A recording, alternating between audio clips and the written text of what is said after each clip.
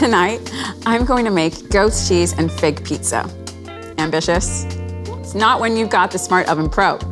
With its clever pizza function, homemade pizza will quickly become a favorite in your household. Insert the wire rack to the middle position and close the oven door. Use the function dial to select the pizza function on the LCD screen. The top numbers showcase the preset cook temperature, and the bottom shows the size in inches. Both can be adjusted to your needs. You can see here that the convection and frozen settings also display. If you're working with a frozen pizza, use the frozen setting to automatically lower the temperature and extend the time slightly. Alternatively, select convection.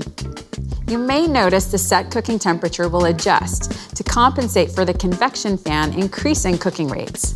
That's normal. Press the Start Cancel button to activate the Smart Oven Pro's pizza function. And once it's preheated, you're ready to go. May the browning of toppings begin. Would anybody like a slice?